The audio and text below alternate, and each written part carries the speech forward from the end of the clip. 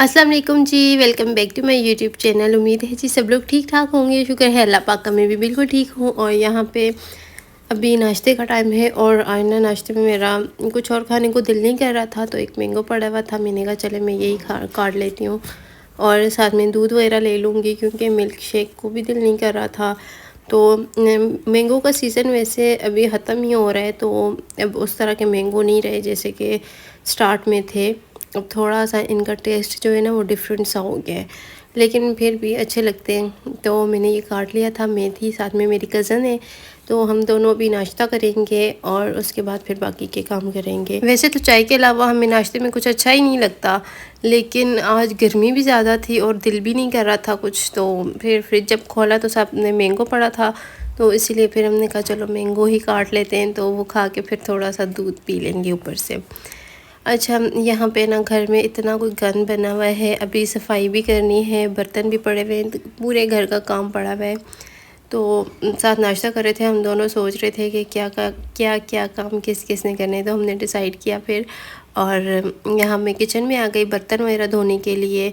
तो अभी मैं बर्तन धोऊंगी और कज़न जो है वो घर की सफाई करेगी, फ़र्श वगैरह वो धोएगी, और फिर कपड़े भी प्रेस करने हैं जो मैंने वॉश किए थे। अच्छा, मैंने कल व्लॉग नहीं अपलोड किया, तो मुझे इतने ज़्यादा आप लोगों के मैसेजेस आए, इतनी खुशी हुई मुझे। सब कह रहे थे कि आपका व्लॉग क्यों नहीं आया, अब डेली हो गई हैं तो अब डेली अपलोड करें। तो कल बस नहीं अपलोड कर सकी। व्लॉग मेरे पास पूरा बना हुआ भी नहीं था और कुछ तबीयत भी मेरी सेट नहीं थी, जिसकी वजह से मैं नहीं बना सकी। तो फिर मैंने कहा चले मैं व्लॉग जब बन गया है तो अपलोड भी कर देती हूँ, क्योंकि फिर आप सब भी वेट कर रहे होते हैं ना, तो अच्छा नहीं लगता इस तरह। और बहुत शुक्रिया मेरे व्लॉग को पसंद करने के लिए, और वीडियो को अगर अभी तक लाइक नहीं किया तो लाइक कर दें और शेयर भी कर दीजिएगा। और यहाँ पे मेरे बर्तन तकरीबन सारे वॉश हो गए हैं। मुझे लड़की कहती हैं आप बर्तन धोती नहीं, सिर्फ खंगाल लेती हैं, तो मैं सब पे साबुन लगा के रखती हूँ और उसके बाद फिर मैं धोती हूँ। मुझे इस तरह ईजी लगता है, तो मैं इस तरह कर लेती हूँ, ठीक है ना। और फिर मैं आ गई जी कमरे में। जो मैंने कपड़े परसों वॉश किए थे, तो वो मैंने प्रेस नहीं किए थे, तो अभी मैं इनको प्रेस कर रही हूँ। अच्छा, इनको प्रेस करके मैं हैंग नहीं करूँगी, इनको प्रेस करके मैं तेल लगा के रखूँगी। अभी मैं जो भी कपड़े वॉश करती हूँ ना, उनको मैं तेल लगा के रखती हूँ। वो इसलिए तेल लगाती हूँ कि फिर इनको मैं दोबारा अब नहीं पहनूँगी, क्योंकि अभी बस ये तकरीबन 1 मंथ ही है ये वाला। फिर थोड़ा मौसम चेंज हो जाएगा तो फिर इकट्ठे कपड़े रखना बहुत मुझे मुश्किल लगता है। तो अभी मैं साथ साथ जो धोती हूँ ना, वो उनको मैं रख देती हूँ। तो मैंने कहा चलो इस तरह थोड़ा काम भी आसान हो जाएगा। फिर जब ये सारे रख लूँगी तो फिर लीलन के कपड़े निकालूंगी और उनको प्रेस कर लूँगी।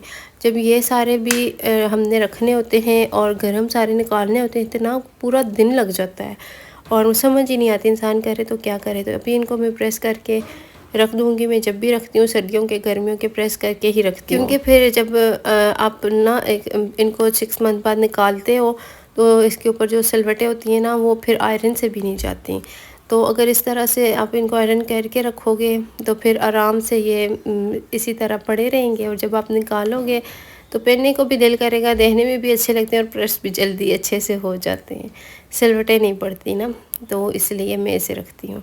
अच्छा, आप लोग बताएं, आप लोगों के यहाँ भी अभी भी वैसी ही गर्मी है या कुछ मौसम चेंज हुआ है? धूप तो बहुत सख्त होती है, लेकिन शुक्र है अल्लाह पाक का कि अब उस तरह की ना गर्मी नहीं रही।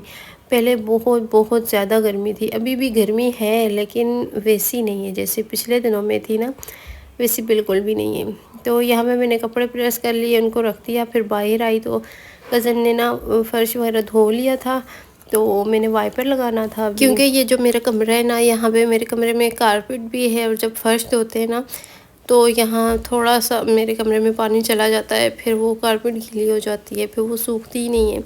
मैंने कमरे के दरवाजे से ना थोड़ी सी कारपेट पीछे करके बिछाई हुई है, ताकि बिल्कुल दरवाजे के साथ नहीं है, थोड़ा पीछे है, लेकिन फिर भी थोड़ी थोड़ी सी गीली हो ही जाती है। तो हम कोशिश करते हैं कि जब धोएं तो इस जगह से ना धोएं, लेकिन फिर भी पानी चला ही जाता है। तो मेरा ये जो है ना कारपेट का ये वाला हिस्सा जो है ना दरवाजे के पास, ये थोड़ा सा ख़राब हो गया है पानी की वजह से। तो मैं जब भी फर्श धोते हैं तो यहाँ से जल्दी वाइपर लगा लेती हूँ। वाइपर ना लगाऊँ ना तो फिर तो कारपेट थोड़ी सी गीली होते होते आगे तक चली जाती है, तो फिर वो ख़राब हो जाती है। मुझे ज़्यादा लड़कियाँ कमेंट में कहती हैं कि आपके कमरे में तो मार्बल है, आपने कारपेट क्यों बिछाया हुआ है?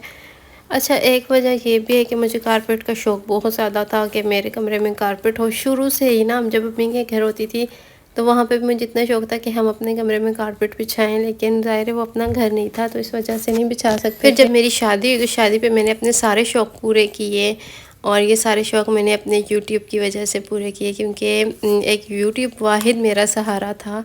मेरे मामू ने भी किया है, उन्होंने मुझे फ़र्नीचर लेकर दिया, बर्तन लेकर दिए और कुछ कपड़े वगैरह लेकर दिए, लेकिन ज़्यादा मेरे जो अपनी चीज़ें थी ना, मतलब मेरा अपना शौक़ था, ब्राइडल ड्रेस मेरा नहीं था, बाकी बहुत सी चीज़ें मेरी थी जो मैंने यूट्यूब की वजह से, ये कारपेट वगैरह हो गया और मेकअप का सामान, शोकेस में जितने भी मेरे बर्तन पड़े हुए हैं वो सारे, मतलब मैंने बहुत ज़्यादा सारी चीज़ें ना यूट्यूब से ली हैं, यूट्यूब की वजह से ली हैं, ठीक है ना। तो ये कह सकते हैं मेरे सारे शौक़ मेरे यूट्यूब ने पूरे किए हैं। और मैंने फिर ये कारपेट भी बिछा लिया था, और दूसरा ये था कि मेरा जो फर्नीचर है ना वो वैसे भी ख़राब होता है, हो ही रहा है, और अगर कारपेट ना होती तो ज़ाहिर सी बात है फिर फ़र्श धोना पड़ता है, पोछा वगैरह अभी भी लगाते हैं कारपेट पे, लेकिन उस तरह फिर फर्नीचर जल्दी ख़राब हो जाता, क्योंकि ये प्लाई का बना हुआ है, और प्लाई तो आपको पता है कि जल्दी ख़राब हो जाती है, और पानी लगने की वजह से तो बहुत जल्दी हो जाती है।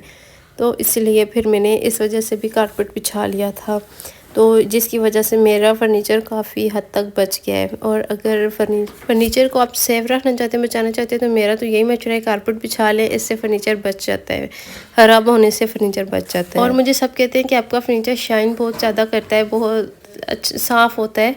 तो ये है कि मैंने काफ़ी दफ़ा आपके साथ स्प्रे शेयर किया हुआ है, मैं वही स्प्रे करती हूँ, डेली करती हूँ, और अगर डेली ना कर सकूँ तो फिर एक दिन छोड़ के एक दिन कर लेती हूँ, उससे भी फ़र्नीचर साफ़ रहता है, और साफ़ भी रहता है, और शाइन भी रहती है, ख़राब नहीं होता जल्दी।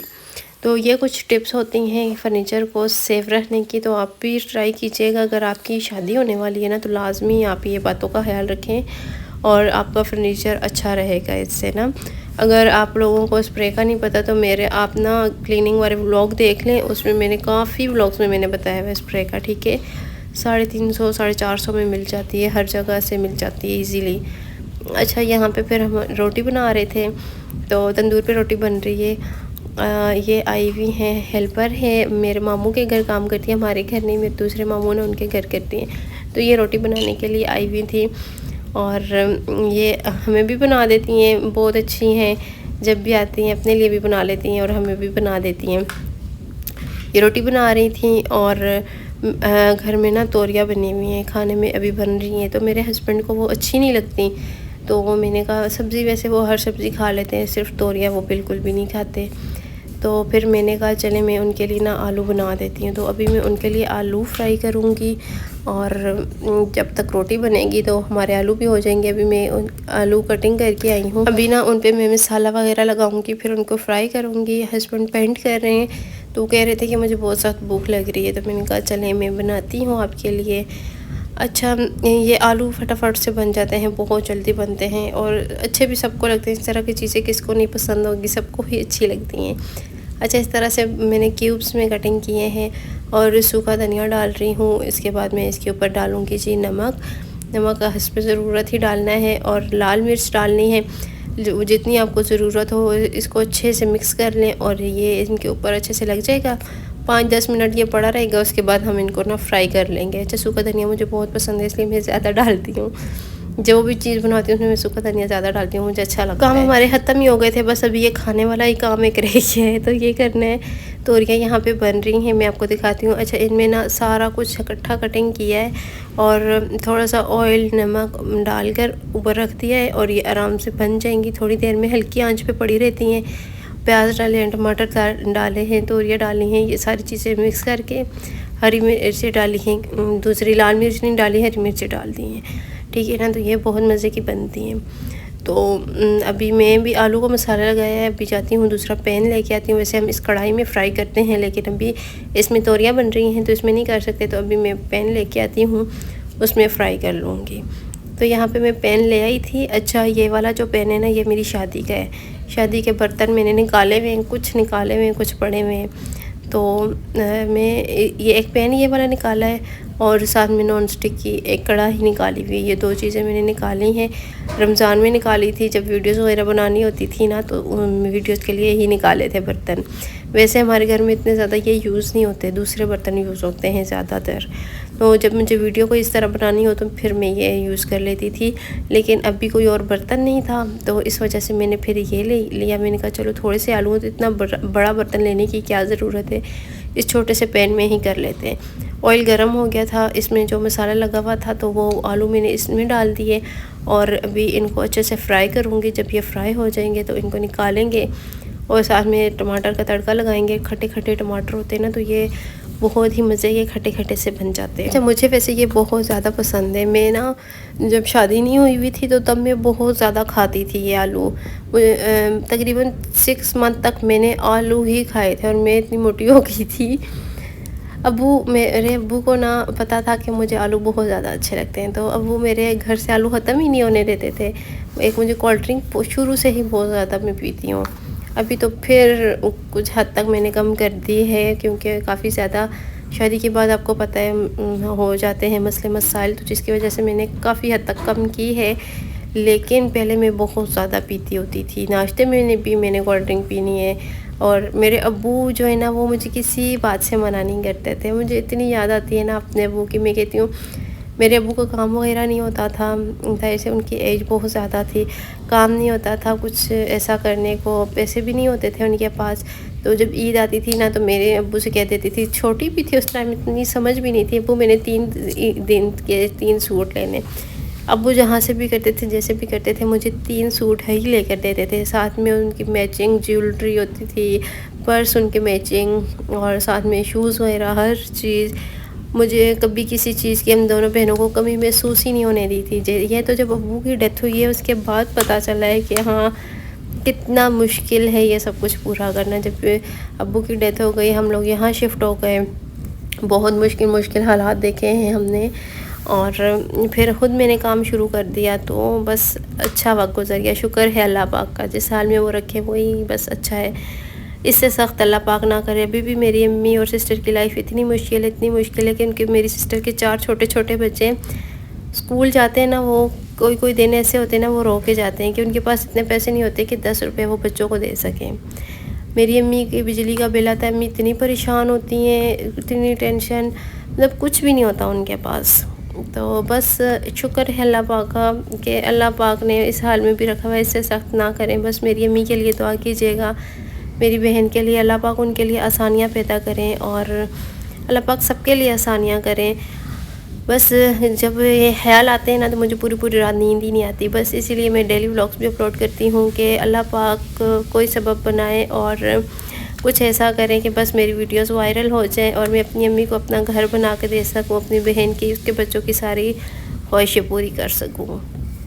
अच्छा, दिन को तो वो बना लिया था, रात में फिर ये मैंने देखा तो अरफिया बनी हुई थी, तो मैंने कहा चलो ये ही अभी खाने में हो जाएगा, अभी और कुछ नहीं बनता। फिर दूध आ गया था, दूध बॉईल करने के लिए रख दिया।